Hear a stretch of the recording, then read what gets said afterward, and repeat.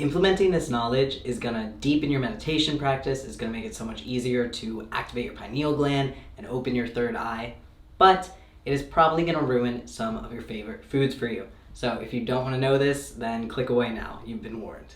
If you want to deepen your practice, stick around.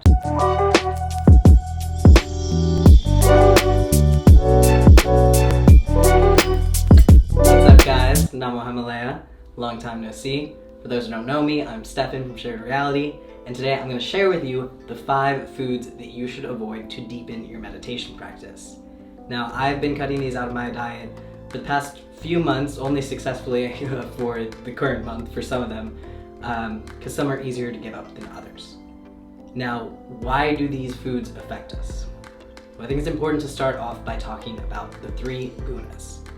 Now, gunas are like tendencies or temperaments or qualities that make up all that the world, all that it exists within the world, right? Every action, every inaction, every material object, every immaterial object, everything is within one of these 3 gunas. And they are rajas, tamas, and sattva.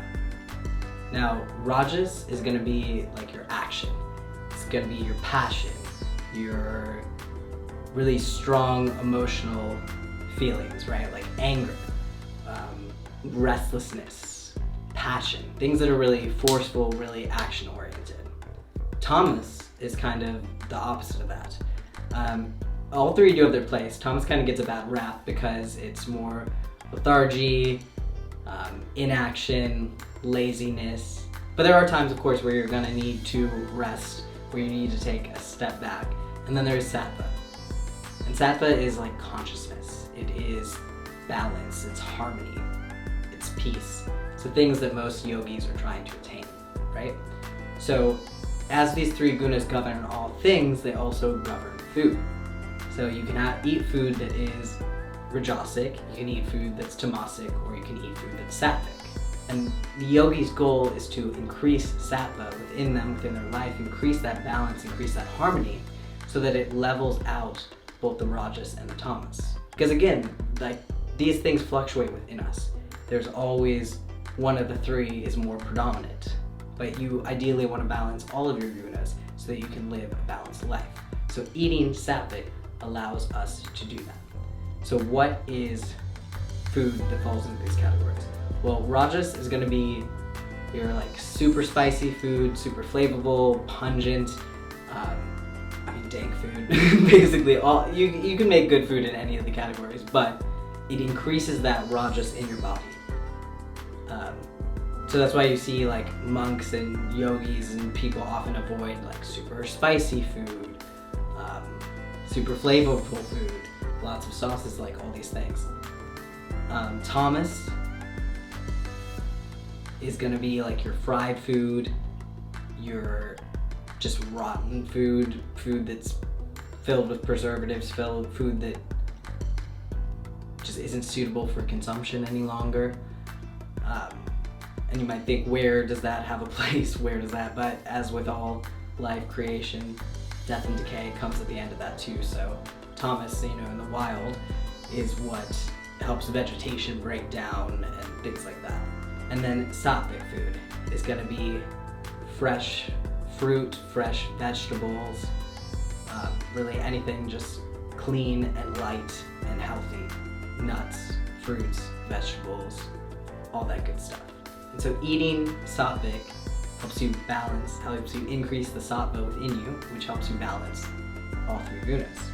So it has the benefit of not only making you feel sounder in body, but more tranquil in your mind and peaceful in your spirit.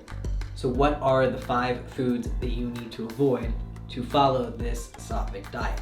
Well, unfortunately, garlic and onions are out. And I know that's like people's go-to seasonings, that's some people's favorite things. A lot of sauté stuff that way, a lot of stir-fried bases, but they gotta go. And this is not just garlic and onion, it's anything that is in the allium family, I think it's pronounced.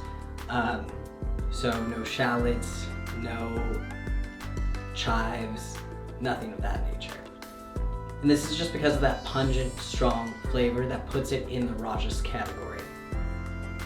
And it really keeps your energy. The thing is, when we have these like dank, flavorful foods, not saying that sattvic food isn't dank, I have some recipes that I can show you guys that have been fire.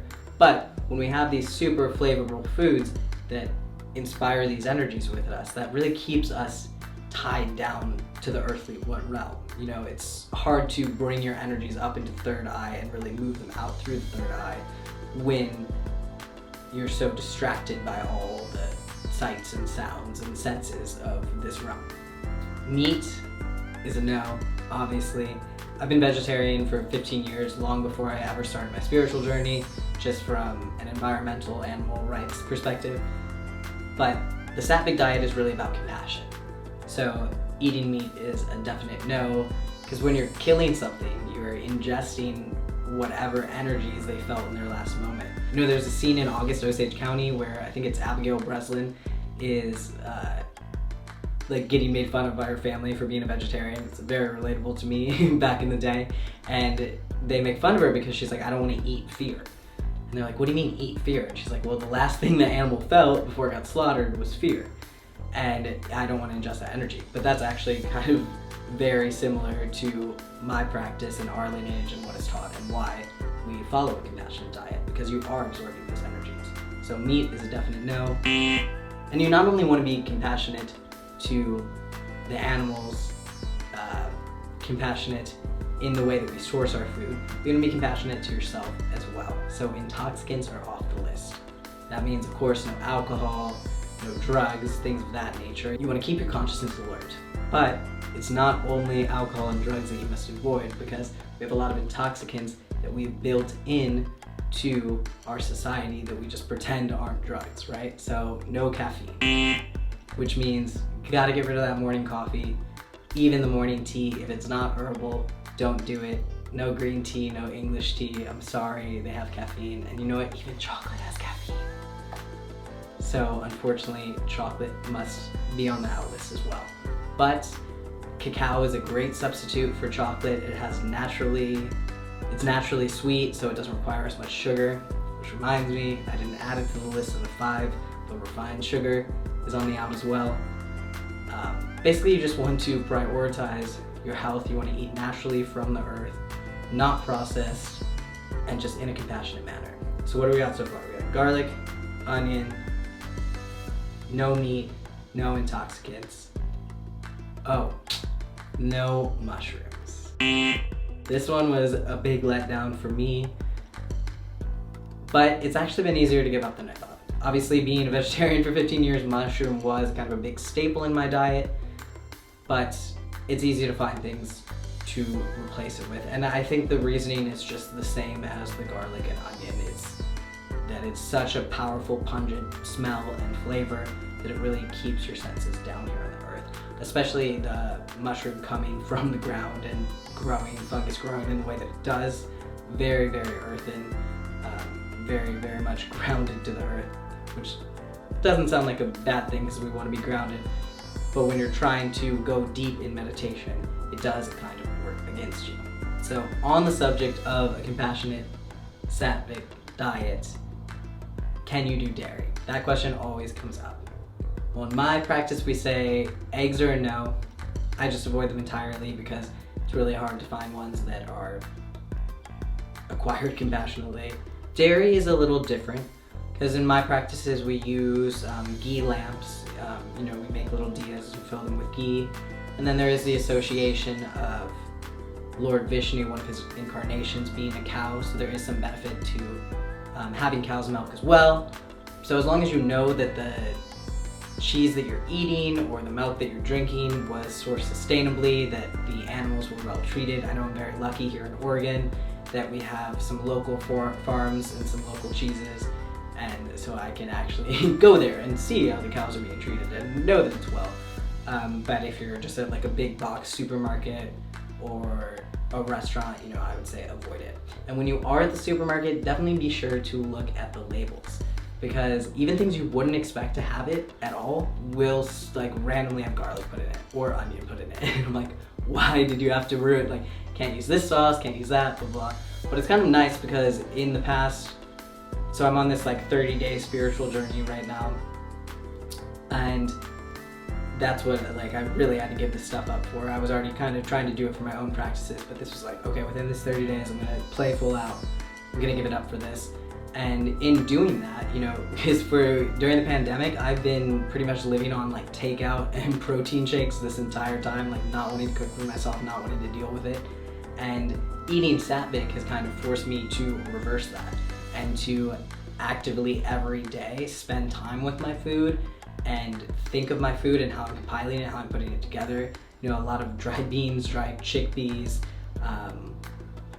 dry farro, things like that, and actually having to, okay, soak it for overnight and then rinse it and do all the stuff. So it's a lot of time to work with the food, a lot of time to play with the food. I know it sounds time consuming.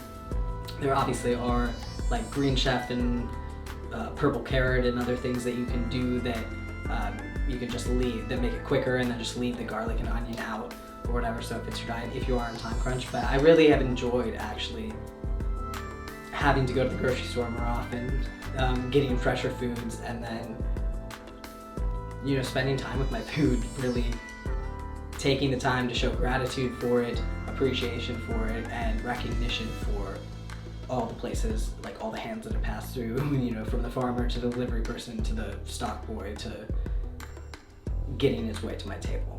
You know, so it's really just adjusted my way to food, and it has totally upped my meditation practice. Like, we do a third eye practice that requires bringing in light above the third eye, and it's just so much brighter without these foods. And okay, not a food, and technically a sixth thing, but worth mentioning, fluoride should probably be given up too. Because fluoride, I was really nervous to give up this one, because obviously don't want to fuck up this, right? But there are some great fluoride-free toothpaste, and it makes such a difference.